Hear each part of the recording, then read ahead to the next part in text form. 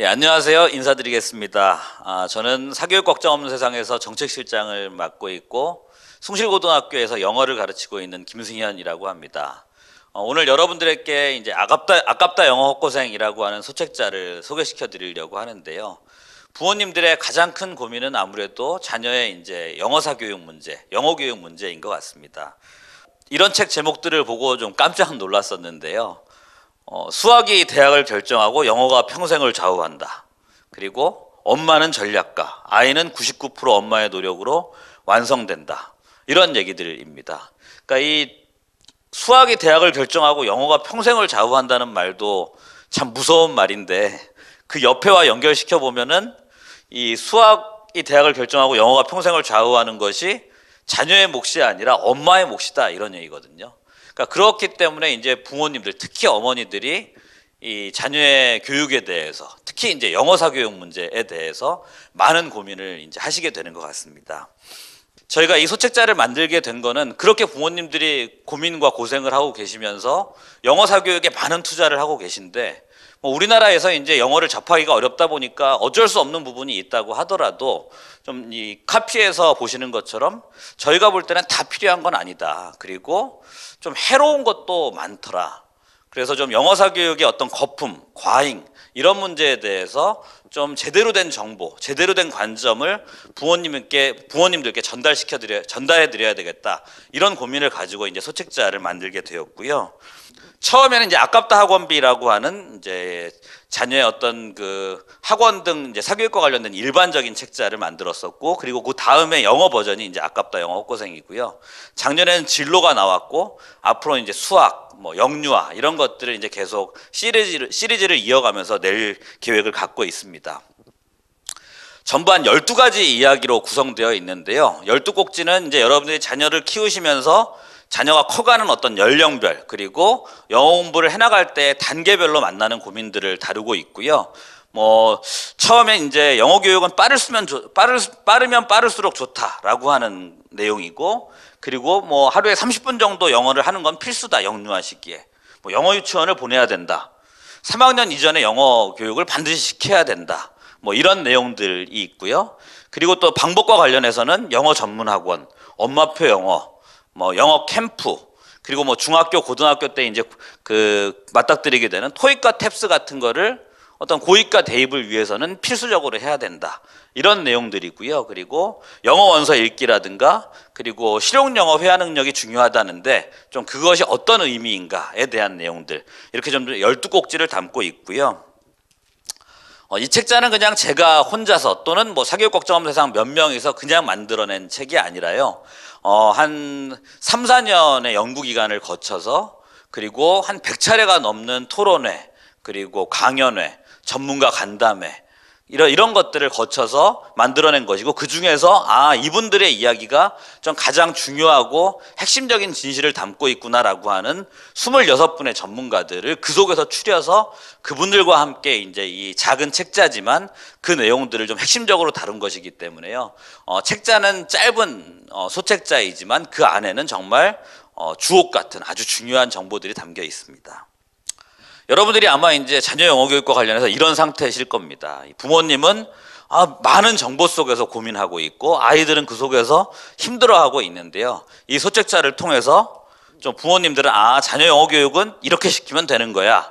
그래서 좀 옆집 엄마들한테도 그런 게 아니라 좀 이런 게 맞대 라고 좀 설명해 주실 수 있고, 자녀도 영어 교육을 이제 영어 공부를 이제 조금 행복하게, 지금처럼 고생스럽게 부담스럽게 하는 것이 아니라 행복하게 해나갈 수 있는 계기가 됐으면 좋겠습니다. 소책자 내용을 간단하게 소개시켜 드리기 전에 이 영상을 좀 하나 소개시켜 드리려고 하는데요. EBS 다큐프라임에서 언어 발달의 수수께끼라고 하는 제목으로 상영됐던 건데 한번 나중에 찾아보시면 좋을 것 같습니다. 여기서 재밌는 실험을 했습니다. 그러니까 그 영유아 초등 자녀를 둔 부모님과, 그리고 우리나라에서 영어를 가르치는 원어민을 한 10명을 한 자리에 모아놓고 이제 반기문 총장의 그 유엔 총장에 취임할 때 연설을 이렇게 저렇게 검은 자막, 그러니까 누구의 영어인지를 가르쳐 주지 않고 들려드렸습니다. 이때 반응이 되게 재밌었는데요. 그러니까 부모님들은 이 명연설로 평가받고 있는 반기문 총장의 취임 연설을 이렇게 아주 낮게 평가를 했죠. 그러니까 들어보니까 유창하지가 않다. 우리 자녀는 최소한 저거보단 영어를 잘했으면 좋겠다. 뭐 이런 평가를 했었고요. 그리고 원어민들은 당연히 아주 고급 수준의 영어 어휘를 사용하고 있고 아주 훌륭한 영어 구사 능력을 갖고 있다. 이렇게 평가를 했습니다. 저는 이 상반되는 평가, 그러니까 나중에 이제 이 반기문 총장인 걸 알고 부모님들이 되게 멋쩍어 하시고 그랬었는데요. 그러니까 저는 이 상반된 평가가 우리 부모님들이 이 영어 사교육에 관련해서, 자녀 영어 교육과 관련해서 갖고 있는 어떤 잘못된 생각, 오해, 이런 것들을 좀 단적으로 보여주고 있다고 생각되고요. 그 내용들에 대해서 이제 영어 소책자에서 다루고 있는 것입니다. 그러니까 어떤 오해냐 하면, 첫 번째는 부모님들이 우리 자녀는 유창했으면 좋겠다. 그리고 아주 원어민처럼 했으면 좋겠다. 이런 얘기들입니다. 그리고 또 그런 생각 속에서 그렇기 때문에 우리 자녀 영어 교육은 일찍 시작해야 된다. 아주 빨리 시작해야 된다. 이런 생각을 갖고 계신 거고요. 근데 원어민은 아까 말씀드린 것처럼 이 반기문 총장의 연설을 평가하는 것처럼, 그러니까 유창함은 중요하지 않다고. 그러니까 뭐라고 표현했냐 하면, 원어민이 just a bonus라고 말을 했습니다. 그러니까 유창함은 외국인과 영어를 할 때 그냥 보너스일 뿐이고, 자기가 생각할 때 영어를 잘하는 것은 얼마나 하고 싶은 말을 효과적으로 자기한테 전달하느냐, 그것이 조금 천천히 말하거나 아니면 뭐 한국 사람의 억양이나 이런 좀 투박한 발음일지라도 영어를 말하는 데 있어서 그것이 훨씬 더 중요하지, 유창함은 자기 입장에선 그냥 보너스일 뿐이다. 이렇게 얘기를 하고 있습니다. 그러니까 이런 좀 차이들이 극명하게 대조되고 있는 것이고요. 그런 생각 속에서 말씀드린 것처럼 우리 부모님은 영어 교육에 대한 접근하는 것도 첫 단추부터 잘못 깨고 있는 거죠. 빠르면 빠를수록 좋다. 그런데 영어에는 언어 환경이라고 하는 것이 있습니다. 그러니까 모국어 환경이 있고 ESL, 그러니까 필리핀이나 인도처럼 영어를 모국어는 아니지만 일상적으로 접할 기회가 있는 세컨드 랭귀지로 사용하는 언어 환경이 있고요. 우리나라는 뭐 잘 아시는 것처럼 일상생활에서 영어를 사용할 기회가 전혀 없는, 거의 없는 EFL, 그러니까 Foreign Language의 환경인 것입니다. 그럼 이런 환경에서는 이제 저희가 만난 전문가들의 한결같은 얘기는, 우리나라와 같은 영어 환경에서는 무조건 일찍 시작하는 것이 중요하지 않다. 그건 오히려 비효율적이다. 오히려 충분한 모국어 습득, 이해력의 발달, 영어 학습에 대한 동기부여, 이런 것들이 갖춰졌을 때 훨씬 효과적이다라고 좀 지적하고 있고요. 그렇기 때문에 좀 자녀 교육에 있어서 하루에 30분 영어를 시킨다든가, 소위 영어 유치원을 보낸다든가, 이런 거에 대해서도 좀 그럴 필요가 없다. 이렇게 좀 단정적으로 이렇게 권하고 있습니다. 두 번째는 이제 그렇다라고 하면은 이제 적기에 시작해서 영어 공부를 어떤 식으로 할 거냐. 그러니까 원어민을 우리는 이제 만나러 막 다니잖아요. 그러다 보니까 돈도 많이 들고.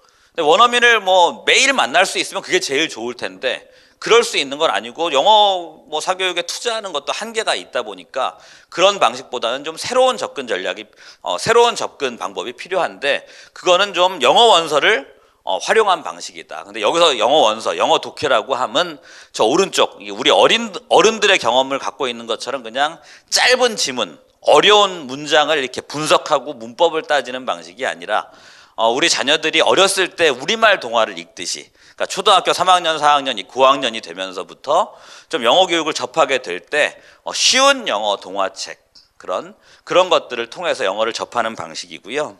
그러니까 모국어 환경이 아닌 상황에서 가장 효과적인 방법은 매일 원어민을 만날 수 있으면 좋지만, 그것이 아니라면 실제 상황과 비슷한 상황을 최대한 많이 만들어주는 것이고, 그런 환경을 제공해 줄 수 있는 거는 영어 동화를 활용한 방식이다. 왜냐하면 영어 동화는 자기가 원하면 언제든지 책을 빌려다가 자기가 볼 수 있고, 요즘에는 뭐 듣기 파일 같은 것도 같이 제공되기 때문에 이렇게 영어에 대한 읽기뿐만이 아니라 듣기 활동도 같이 할 수 있는 것이죠.